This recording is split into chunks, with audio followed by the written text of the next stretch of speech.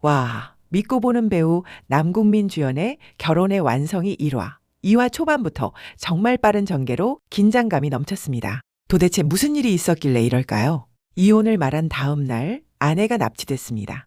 그리고 가장 유력한 용의자는 다름 아닌 남편입니다. 아내를 구하기 위한 가장 위험한 추격이 시작됩니다. 강태주는 아내를 위해서 어디까지 갈 수 있을까요? 사람도 죽일 수 있을까요? KBS 새 토요일 드라마 결혼의 완성이 지금 이 질문 하나로 시청자들을 붙잡고 있는데요. 오늘은 이 드라마의 등장인물부터 1, 2화 줄거리, 그리고 3화 예고까지 한 번에 정리해왔습니다. 흥미롭게 보실 수 있도록 준비했으니 빠르게 함께 보시죠. 구독과 좋아요는 영상을 만드는데 큰 힘이 됩니다. 강태주와 고세윤, 이 두 사람은 밥도 따로 먹고 잠도 따로 자고 출퇴근길마저 겹치지 않을 만큼 사이가 벌어진 부부입니다. 강태주는 신경외과 전문의이자 우리 함께병원 원장인데요. 병원 안에서도 이 부부의 신경전은 여전합니다. 그도 그럴 것이 병원장인 장인어른의 아내이자 직장 상사까지. 병원에서도 태주는 숨 쉴 곳이 없거든요. 장인이자 병원장인 고동찬이 학술 발표회에서 줄기세포 임상시험 성과를 직접 발표하는데요. 이 임상시험을 이끈 집도의가 바로 태주였는데 정작 태주는 표정이 굳은 채로 자리를 떠나버립니다. 왜 그랬는지는 나중에 범인을 추리할 때 다시 자세히 짚어볼게요. 그런데 이 부부 처음부터 이렇게 차갑지는 않았어요. 둘은 같은 의대를 다녔고 두 사람은 첫눈에 반했던 것 같아요. 그렇게 서로의 감정을 표현하지 못하고 있다가 세윤이 독감에 걸려 며칠 동안 보이지 않자 태주는 걱정을 했고 그런 태주를 보면서 두 사람은 서로의 마음을 확인합니다. 아마 이때부터 만남을 이어간 것 같아요.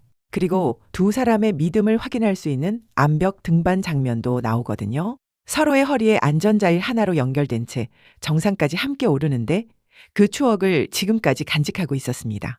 그랬던 두 사람이 이렇게까지 틀어지게 된 어떤 계기가 있었던 것 같은데요. 신호 대기 중이던 세윤이 아이를 안고 걷는 한 가족을 보는 순간 숨이 멎을 것 같은 호흡과 함께 과거를 떠올립니다.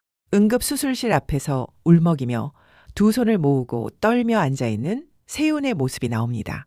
세윤의 팔에는 아이가 만들어준 것 같은 비즈 팔찌가 채워져 있고요. 이걸로 추측해 볼 때 두 사람 사이에도 아이가 있었던 것 같고 어떤 사고로 아이가 다쳤는데 태주는 응급수술 때문에 빨리 오지 못했던 것 같아요.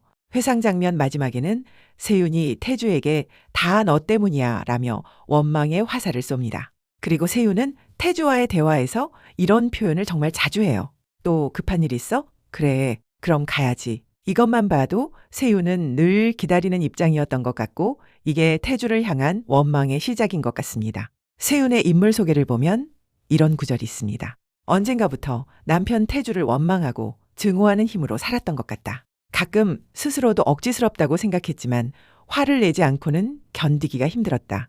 차라리 헤어지는 게 낫지 않겠냐는 조언도 들었다고 하는데요. 세윤도 이혼 생각을 안 해본 건 아니었습니다. 그렇지만 태주의 손을 놓을 수가 없었다고 합니다. 그의 손을 놓으면 간신히 버텨왔던 모든 것이 무너져 버릴 것 같았다고 되어 있습니다. 그런데 태주의 입에서 이혼이란 말이 먼저 나옵니다. 자신은 차마 입에 올리지 못한 그 말을 태주가 이렇게 쉽게 꺼낼 줄은 몰랐던 거죠. 치미는 배신감과 허탈감에 세윤은 잠조차 오지 않았다고 합니다. 그리고 그날 밤 술에 잔뜩 취한 태주가 대리기사에게 이런 말을 툭 내뱉습니다. 제 아내를 없애주세요. 문제는 이 대리기사가 그냥 지나가는 사람이 아니었다는 겁니다. 동네에서 평판 좋기로 소문난 컴퓨터 학원 운영자 노만이었거든요. 친절한 말투에 다정한 인상. 딱 봐서는 누군가를 납치할 사람처럼 보이지 않는 인물입니다. 그리고 그날 밤 세윤이 흔적도 없이 사라집니다. 술김에 뱉은 말 한마디가 정말로 현실이 되어 돌아온 겁니다. 그런데 다음 장면에서 상황이 완전히 뒤집힙니다. 태주에게 발신 표시 없이 전화가 걸려옵니다. 태주는 장난 전화인 줄 알고 끊어버리는데요. 이내 영상 하나가 도착합니다. 태주가 술에 취해 자신의 아내를 죽여달라고 말하는 바로 그 장면입니다. 그리고 다시 전화가 걸려옵니다. 당신이 부탁한 대로 당신의 아내를 납치했으니 살리고 싶으면 3시간 안에 10억을 준비하라고요. 태주에게는 10억이라는 돈도 시간도 부족했습니다. 급한 대로 장인어른과 장모님께 연락을 했지만 다 연결이 되지 않았고 태주는 더 이상 시간을 지체할 수 없었어요.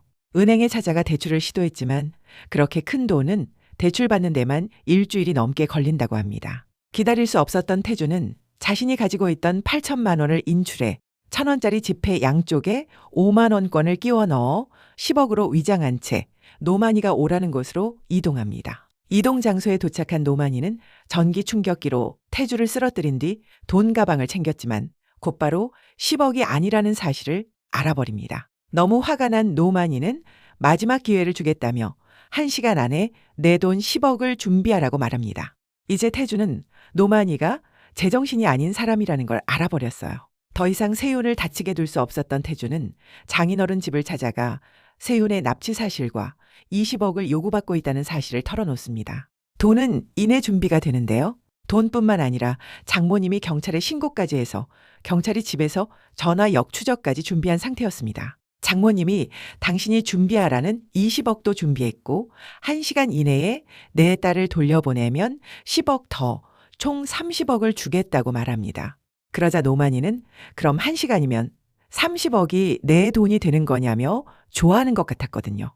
그런데 그 다음 장면은 반전이자 소름이었습니다. 세윤이 살아있다는 걸 화상통화로 안심시켜주는 줄 알았는데 이내 세윤의 목을 밧줄로 죄어옵니다. 돈 좀 있다고 날 조롱하냐면서요. 그리고 여기서 더 소름 돋는 게 노만이는 집에 경찰이 있다는 사실을 너무나 정확히 알고 있었어요. 몇 명인지까지요. 장인어른 집에 미리 몰래카메라를 설치해서 지켜보고 있었던 겁니다. 이것만 봐도 이 범인은 돈이 목적이 아닌 사람인 거예요. 아니면 자신의 감정을 주체할 수 없는 사람이거나요. 그리고 이상한 점이 또 있습니다. 분명 전날 밤 태주가 술에 취해 아내를 죽여달라고 부탁했다고 했는데 그 사이 아내까지 납치하고 장인어른 집에 감시 카메라까지 설치할 수 있었을까요? 오래 계획된 범죄라는 걸 짐작할 수 있는 대목입니다. 범인의 이상한 행동은 여기서 멈추지 않습니다.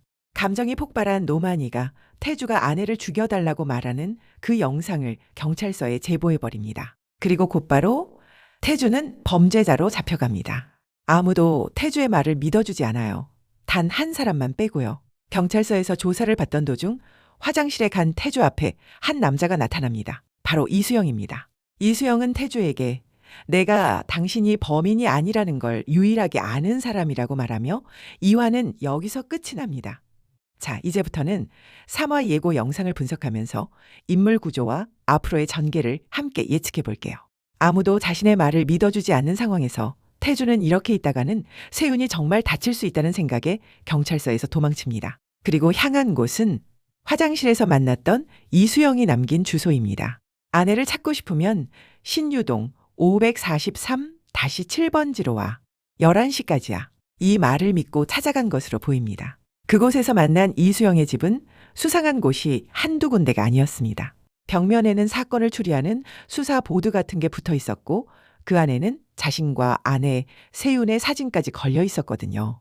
이수영은 전직 형사 출신입니다. 형사 시절 마지막 사건이자 자신의 유일한 미제 사건을 4년이 지난 지금까지도 하루도 빠짐없이 쫓고 있었다고 하는데요. 이걸로 보면 세윤의 납치 사건과 범인이 이수영이 그동안 쫓고 있던 사건과 연결돼 있다는 걸 짐작할 수 있습니다.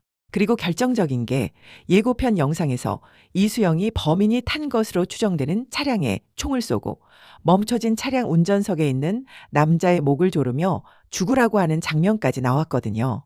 이것만 봐도 이수영은 범인이 누구인지 알고 있는 것 같아요. 그리고 그 자리엔 세윤은 없는 것으로 보입니다. 경찰서에서 도주한 태주는 이내 언론에 기사가 나고 노만이도 방송을 통해 이 사실을 알게 됩니다. 예고편을 보면 태주가 자신을 구하러 오고 있다는 얘기에 세윤이 안도하지만 곧 태주가 자신을 죽여달라고 했다는 그 영상을 마주하게 된다고 되어 있는데요. 누가 의도적으로 이 두 부부 사이를 갈라놓는 것 같은 느낌 들지 않으신가요? 왜냐하면 예고편에 이런 목소리가 들리거든요. 그쪽 남편이 당신 사랑하지 않는다는 거 알잖아요. 사람이 어떻게 그럴 수가 있어요. 뭐 영화 찍는 것도 아니고. 이 목소리의 주인공 바로 김경애라는 인물입니다. 인물 소개를 보면 이렇게 되어 있어요. 곤경에 빠진 세윤 앞에 호련히 나타난 의문의 여자. 말과 행동은 분명 친절한데 어딘가 모르게 묘한 위화감이 느껴진다. 우연인 줄 알았던 그녀의 등장은 상상치 못한 방식으로 사건을 이끄는데 위기의 순간에 만난 그녀의 정체는? 이라는 물음표로 마무리됩니다. 왠지 이 드라마의 범인은 한 명이 아닐 수도 있겠다는 생각이 드는데요. 그렇게 생각하는 이유를 보려면 초반에 있었던 척수 손상, 임상시험 성공 발표 장면을 다시 돌려볼 필요가 있을 것 같습니다. 이 자리에서 병원장 고동찬은 이 성공의 핵심 인물로 강태주를 언급하지만 정작 태주는 응급 환자 수술이 있다며 자리를 피해버렸죠. 태주의 인물 소개를 보면 이렇게 되어 있습니다. 우리 함께 병원의 간판 의사. 인터넷에 우리 함께 병원을 검색하면 병원장보다 태주의 얼굴이 먼저 뜰 정도다. 유명한 이름만큼 수술 실력도 뛰어나 척추신경 미세 수술 분야의 최고 실력자로 꼽힌다. 언제나 환자를 우선시한다는 의사로서의 신념 또한 확고하다. 병원장이 VIP 환자 수술을 먼저 하라고 압박해도 그보다 더 위급한 환자 수술을 감행하는 장면까지 보면 강태주는 명예보다 돈보다 환자를 우선시하는 의사라는 걸 알 수 있는데요. 어쩌면 여기서부터 태주에 대한 오해가 시작된 게 아닐까 싶습니다. 그런데 장인어른 고동찬 쪽도 심상치가 않습니다. 인물 소개를 보면 이렇게 되어 있거든요. 딸이 납치되었지만 동찬의 반응은 묘하다. 분노하고 걱정하는 아버지의 모습 뒤에 숨겨진 또 다른 속내가 있어 보인다. 이 사건이 자신의 비밀과 연결될까 싶어 두려워하는 것은 아닐까. 겉으로는 딸을 구하려는 아버지의 절박함만 가득한 듯 보이지만 그의 진짜 우선순위는 따로 있는 것 같다. 이걸 보면 이번 사건의 시작이 병원과 관련이 있을 가능성이 커 보입니다. 그리고 예고편에서 경찰서를 탈출한 태주가 다시 병원으로 돌아가 의약품을 챙기는 장면까지 나왔거든요. 이 부분이 잘 이해가 안 되는 게 경찰한테 쫓기는 위협을 무릅쓰고 세윤을 구하는 게 목적인 사람이 왜 굳이 병원부터 갔을까 하는 건데요. 범인이 세윤을 만나고 싶으면 이걸 챙겨오라고 요구한 게 아닐까 싶습니다. 그렇다면 범인의 가족 중 누군가가 아픈 상태일 가능성도 있어 보이고요. 그런데 노만이도 그렇고 세윤이 감금된 장소 바로 옆으로 추정되는 곳에 어떤 여자가 함께 감금된 것처럼 보이는 대화 장면이 있었어요. 그 여자분도 새롭게 등장하는 김경애라는 인물도 그리고 4년 넘게 마지막 미제 사건을 쫓고 있는 이수형도 이 모든 사람이 다 연결돼 있는 느낌이거든요. 왠지 모두가 다 피해자거나 피해자 가족이 아닐까 싶습니다. 어쩌면 범인은 한 명이 아닐 수도 있어요. 여러분은 누가 범인이라고 생각드시나요? 과연 강태주는 정말 아내를 구할 수 있을까요? 정말 강태주가 계획한 범죄일까요? 아니면 이 모든 게 더 큰 함정의 시작일까요? 3화 본방으로 함께 하시고 리뷰로 다시 돌아올게요. 여러분은 이 부부 사이를 갈라놓은 사람이 누구라고 생각하시나요? 댓글로 함께 이야기 나눠주세요. 구독과 좋아요는 영상을 만드는데 큰 힘이 됩니다. 영화와 드라마를 잇는 무비있다였습니다.